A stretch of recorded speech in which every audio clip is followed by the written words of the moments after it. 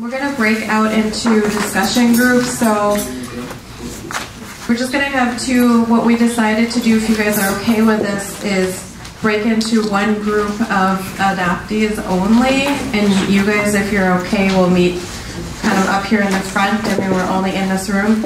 And then everyone else, so parents, members from the Korean community, even partners, spouses, we're going to meet back this side of the room. And then this is Sarah Lentz. She is also a licensed marriage and she's a marriage and family therapist. I'm a clinical counselor, so more individual. But she's going to lead the group with adult adoptees up here at the front. We both have sort of a set of questions, kind of open-ended, to just have some discussion over some of the things we talked about today, or anything else that's on your mind, things that we haven't talked about. And then we'll do that until about 2:50-ish or so, and then we'll come back together as a larger group just to kind of see if there's some themes that we came up with that are similar, and then as a larger group, you know, if there's suggestions or thoughts about maybe addressing some of those questions if we don't come up with answers or responses in our individual groups. Does that sound okay with you guys? Yeah? Okay, so let me give you 10 minutes. Stand up, stretch, go to the bathroom, and then get a snack, and we'll be back. I guess that is at 2:20. You guys were able to talk about up here in the front. I'll have Sarah just talk about it. Yeah, I'm kind of paraphrasing what we all talked about, but some things that came up were isolation, feeling kind of between worlds. We discussed some notions of attachment and how that have impacted us and our mental health. Kind of some common patterns of rejecting closeness, and then currently being in search of supportive community. And you all can chime in if I miss something. But also just had a quick conversation about access to professional conferences isn't always an issue. There are some professional organizations that do workshops around adoption, but those versus just casual interpersonal groups that folks have just taken it upon themselves to develop.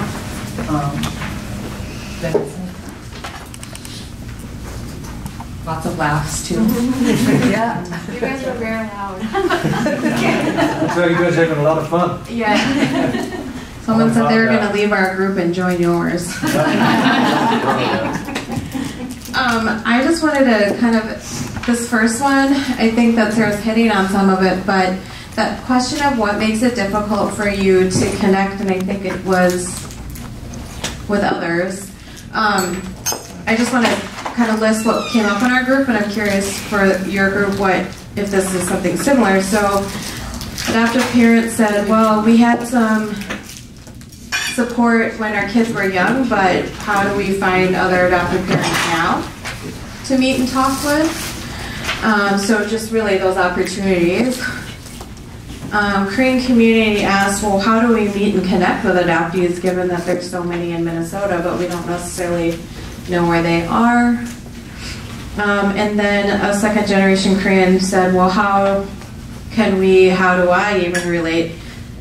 Sometimes, you know, we have some things in common, but I also don't want to say, well, I get it, because, you know, maybe we struggle with identity as a Korean or as an American, etc., but don't also want to assume or tell you that you had the same experience in the same way. Did you guys talk about any of those things? Or is there anything that you guys would like to comment on? I guess they're sort of like, these are things that we see that come up. Any thoughts? I mean, especially I think the part of how, as a Korean community, do we meet with and connect with adoptees? Anyone have anything they want to throw out as ideas or suggestions? I think what makes it hard is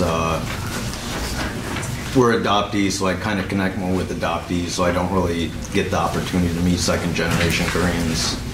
That's just how I feel about it. But when you say that, does that also mean like I might prefer to hang out with other adoptees? yeah, I guess so. No, that's okay. Like I just want to, yeah. So maybe it makes it a little bit challenging to situate myself with a Korean American versus a Korean adoptee American. Sure. I mean, that might be even go to me, right? Because as little people, when Korean community and our adopted families were creating opportunities, like, oh, you're Korean, you're you know, like, you should meet each other, but maybe the need isn't as great. Yeah, thank you for that. But just apart from you have interests for another adoptees, Korean adoptees, but not necessarily Korean American. Yeah, because the culture is different. We don't know the language, so it makes it a little bit challenging. Like the thing with we got a social group that's at Hoban at 2 o'clock every Sunday. The thing is, the primary situation is about learning Korean. So why would a Korean American want to learn Korean again? And the second situation is about our experiences as a Korean adoptee. So that's kind of why it situates just specifically for Korean adoptees. That. But I want to say, you know, I think that's definitely a space, and that, you know, that's crucial. But yeah, I think that there could be a space where it does open up, and we gather and we get to know each other and learn from each other. And I think that we kind of just need more of an opportunity for that, you know. And I mean, I thought of, you know, with the AK connection, the Adopted Korean connection, like eventually it'd be more the Korean connection, because that's really what brings us together in the future. And for my kids, they're gonna want that because that's their Korean connection, and they're not adopted, but they're Korean. So it's like, you know, I feel like we should all expand. I want to include my kids, you know, and include adoptees, include Koreans, you know. That's my community. Yeah, you too. Yeah, I have a different vision of the need of the connection of these adopted community, Korean second generation communities. And now, as Tony said, the third generation is coming up. So, you know, in Korean, as a whole in Minnesota, Korean Association is barely made by only first generation Koreans right now. And the Korean Social Service Center is mainly for Korean first generations. If we are gone, who is going to be owner of Korean community of this Minnesota? You don't want to have this association or as a whole one group in confront the other community people? Or you want to have one to claim there is a Korean community. So it's, you know, as a whole Korean society in Minnesota, we need to get together. Yeah. You know, and then third generation, they don't care if my parents are adopted or my parents are the second generation. They want to be recognized as Korean American, or you know, they don't necessarily Korean American because their parents one of the parents could be non-Koreans. So there are, in Korean second generation, there are a lot of interracial marriage in adoptive community too. So we need to really see common ground to get together for our coming up generations to create what they need as an ancestor to really to support them for the future. You know, Korean Association have building. Korean Service Center has a building. Now, who is going to be owner of this building later? So who is going to claim as a Korean community here? You know, we need to get together somehow. That is what I cannot sleep during the night because of that. Because I will be 80 years old this July. Last 40 years, I keep saying, linking generation, linking communities. Yeah. When I work in Carson Company, I was shocked. Each year, I saw sign in the sign, arrow sign, from generation to generation, either end of year or early of the year.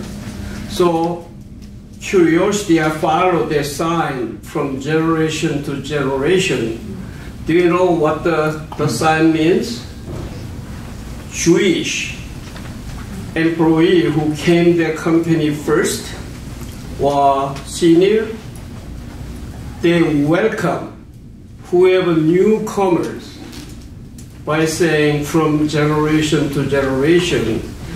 That's why they last 2000 with our country keep their culture. How about Korean? That's why I keep pushing, say, linking generation. And ha ha ha ha, you are dreaming it. Also, in the Korean has $1 million home in Minnetonka, multi-million-dollar home in many places, and they have the very expensive car. And then in one example in New York, the whole block, mile block, built education center and everything, only for Korean, not community. Can you believe that? So we need linking generation, linking community. My wife working in Catholic charity, one of them invite us to a Catholic church, $500,000 renovated church in St. Paul, in Dale Avenue somewhere, I don't know the name, $500,000. They told me when they immigrant, that's the Yugoslavia or the Czechoslovakia, the small minority, not majority. When they immigrant here, no one has their own home, but they built that big, huge church just to renovate and $500,000. They built that church on that early 19th or late 80s. 18th. Now, 100 years later, they have renovate. When they renovate, $500,000 they invested, and invite, have the music concert over there. Linking community, linking generation. That's why I'm challenging you. I don't know how many more days I can live here. But before we cannot function, we can, still I'm talking, still I can see, I can listen, but sooner or later, I may not recognize my wife, I may not recognize my house. You never know. That's my nightmare right now. So please wake up. So wake up, young people. Linking generation, linking community, wake up. Okay, so I'm gonna. Oh, go ahead. Speaking about linking, I'm single and I'm looking for a Korean native. My business cards and just looking. How old are you? Huh? I think you need to go to church. 32. Okay, I just want to add. Oh, go ahead. Pastor. No, so as a second generation Korean American, so one of the reasons why I wanted to come here, I'm not coming as a pastor or anything like that, but I'm just coming simply as a second generation Korean American who wants to really serve the Korean adoptee community. And so I was just curious as to see if there's any practical way, like not necessarily in a church or spiritual way, but is there anything like just on a practical level where Korean Americans, where we can kind of help or serve the Korean adoptee community in any specific ways? I think we just need to have that conversation. Mm-hmm. Yeah.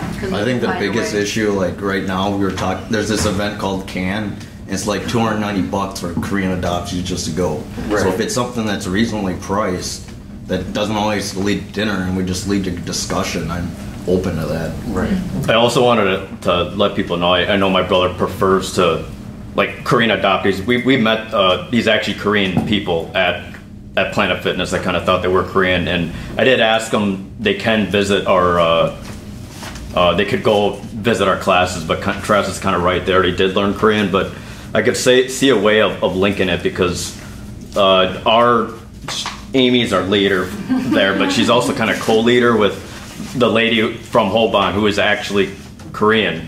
And without her, we wouldn't know how to learn Korean. So maybe being a teacher kind of can link the Koreans and the Korean adoptees. When I think about it, they're kind of find meaning there, I guess. Do like matching, you know? Yeah. For speaking.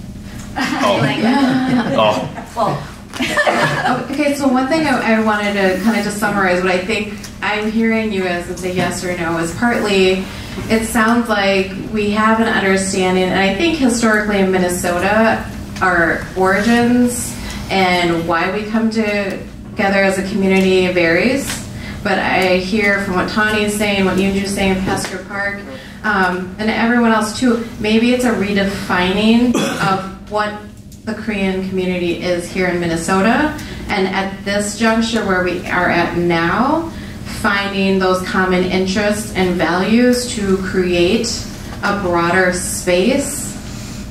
You know, for adoptees, part of this journey has been knowing more about who are we, where are we coming from, and then hopefully, I think, coming to a place that we're generally sort of okay with that. I mean, I don't know if I'm overgeneralizing, but that can be hard to do, right, as we've gone into Korean spaces and then being reminded again how different we are, and that can be physiologically, psychologically, emotionally just jarring or painful and stressful. So then we withdraw, which is, I think, a normal thing. But it sounds like creating a space and redefining what it is to be a Korean in Minnesota could be an opening. That was my summary, but you know, if people are hearing other things. I would actually want to give this to you if there's other things. Okay, well, I don't want to just keep talking I can say without your input. Yeah. Well, the other question that we kind of went to was this idea of self-care, because I also wanted it more broadly, not have to be Korean or adoptee specific. But I think because we're talking also about mental health and then the more severe side of that, like suicidal thoughts, other risky behaviors, is just what are things we do in general to take care of ourselves, like engage in self-care? And yeah, that was kind of the question that came up. And some ideas that came out of our group was church, faith, prayer, and connection to church community. This is from someone who is part of the church community. I did throw out, because I didn't know if there was awareness in our group, that a number of or many adoptees have had some difficult, if not negative, experiences with religion and the church in their adoptive families. So talking about the church can be very difficult and be something that shuts them down. And that's not to say don't do this, don't be welcoming, don't have it as an option, but I just don't know that that's always on people's radar, because if we've had positive experiences, why wouldn't we have faith in God? Why wouldn't we want to pray? Why wouldn't we want to go to church? But if it's church specific, there might be some limitations.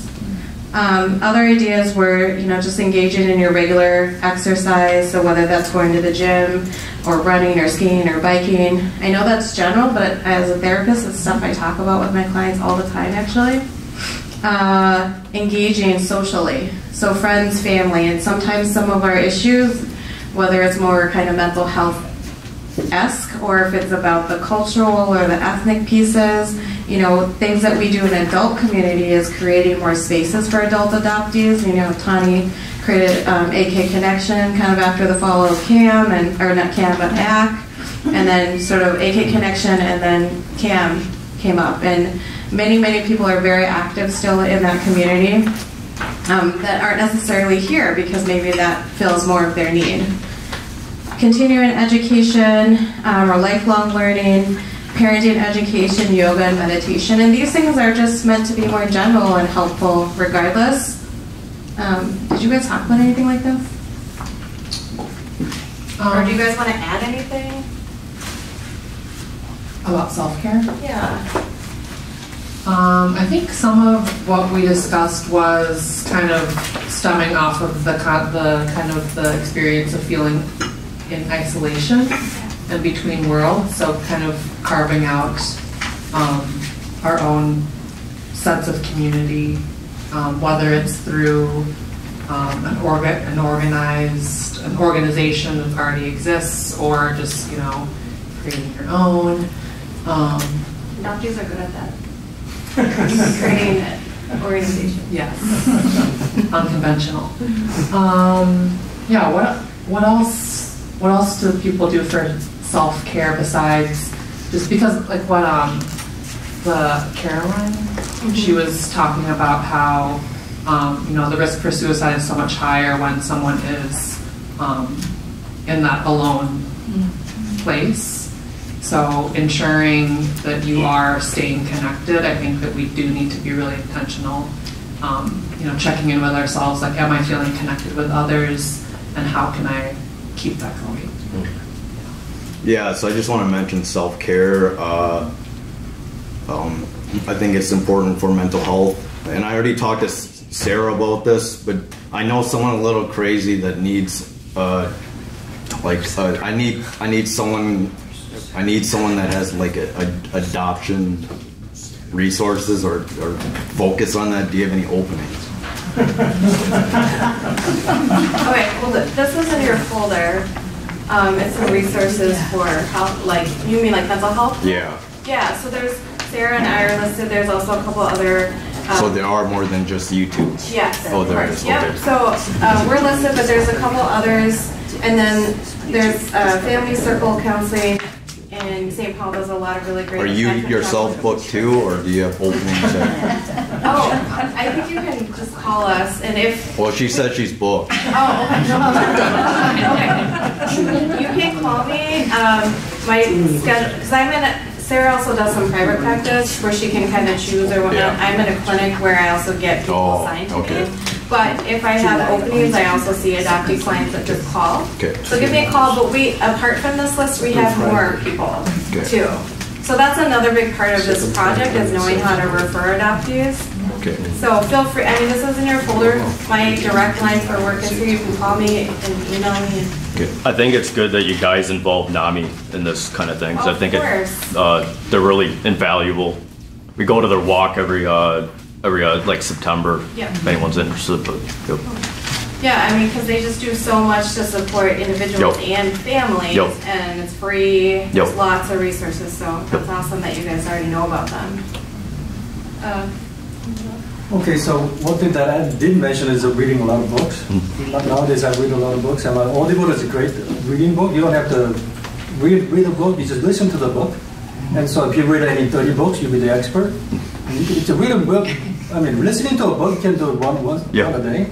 So if anybody of you are interested in any subject, like adoption or any other technical subjects, listen to a book.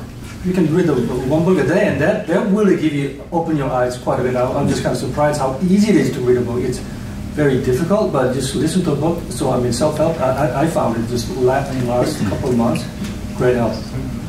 We also, so we didn't give you guys this, but I will email because I have either of you guys signed in or on the Eventbrite registration. We do also have resource lists for books, movies, things like that are also really helpful for adoptees to understand our experience individually and then kind of collectively. And then I think Peter had talked about also just, what is our understanding about just culture in general or Korean history, which I think over time also helps to really inform.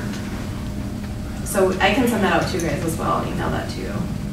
Yeah, I think for you, some of you may not understand Korean history, right? I mean, you're biological Korean, so people will question, do you know any Korean history? Like, maybe not. But you can read a book. There's a lot of English books of Korean, pre-Japanese occupation, during Japanese occupation, and during Korean War and post-Korean War. You can just read the Audible book, which is just, you can read one book a day and just kind of get that experience and get that understanding. And it's really open your eyes on how difficult that period were. Many people died from starvation. many people died from, just communist shooting people during Korean War.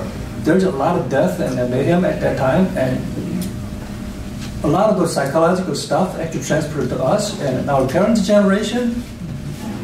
I don't remember my dad, talking about all this stuff, but it's all that stuff, stress is down the line. And you guys are the result of the Korean War. And when you understand the history, you understand what's going on, what happened now. And because a lot of times, why is this thing happening? You don't have no idea what happened, but you understand the history.